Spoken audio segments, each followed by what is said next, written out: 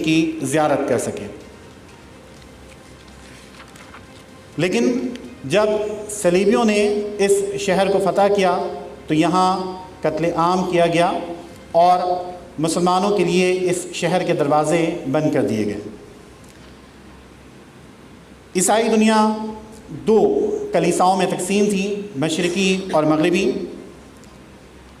Pope urban ثانی مغربی Europe کے کلیسا کا سربراہ تھا، جو ایک جاہ پرست اور جنگ کا شوق رکھنے والا مذہبی رہنما تھا۔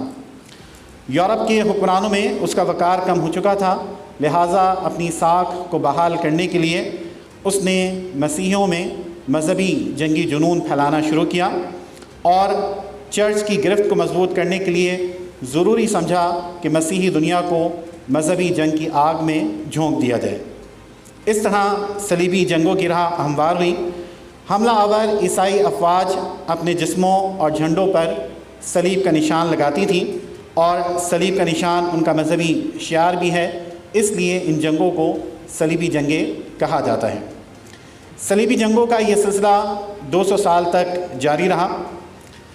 1095 سے 1291 عیسوی تک ان جنگوں کا بنیادی محرک اگرچہ مذہبی تھا، لیکن اس کے ساتھ ساتھ دیگر عوامل بھی کار فرما تھے، معاشی، سیاسی اور مہماتی۔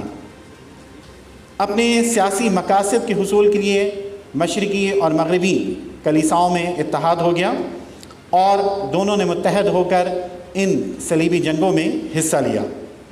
جبکہ عالم اسلام کی صورتحال پر نظر ڈالی جائے تو ان میں باہم اتحاد کا فقدان نظر آتا ہے۔ بغداد کی عباسی اور مصر کی فاطمی سلطنت، سلجوقی اور اسپین کے حکمران انحطاط کا شکار تھے۔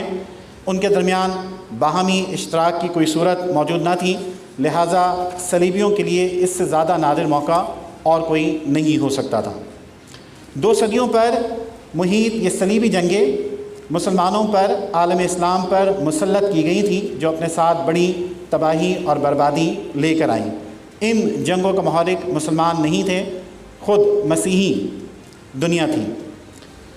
پوپ اربن ثانی نے اپنے خطبے میں مسلمانوں کے خلاف جہاد کا جنگ کا اعلان کیا اور عیسائی دنیا پر زور دیا کہ شام اور فلسطین میں واقع مقدس مقامات کو مسلمانوں کے قبضے سے چھین لیا جائے۔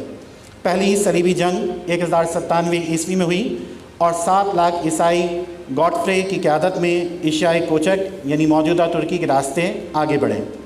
اس جنگ میں عیسائی یورپ نے پے در پے فتوحات حاصل کی، نائس، روحا اور انطاکیہ پر قبضہ کیا اور 1 ماہ کے بعد بیت المقدس فتح کر لیا۔ یہ صلیبی جہاں بھی گئے قتل و غارت، آتش زنی اور لوٹ مار کا بازار گرم کیا، یہاں تک کہ اپنے مقدس شہر یروشلم میں بھی خون بہایا، اور اس فتح کے بعد انہوں نے جافا، کیسریا، عکا، طرابلس شام وغیرہ پر بھی قبضہ کر لیا۔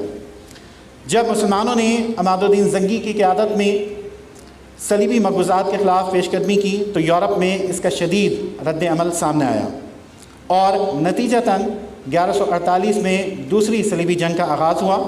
جرمنی اور فرانس کے بادشاہوں کے تعاون سے 9 لاکھ افراد پر مشتمل فوج شام اور فلسطین میں داخل ہوئی اور اس نے دمشق کا محاصرہ کر لیا۔ عماد الدین کے جانشین سلطان نور الدین زنگی نے صلیبیوں کے ارادے کو ناکام بنا دیا، اور سلطان نور الدین زنگی نے صلاح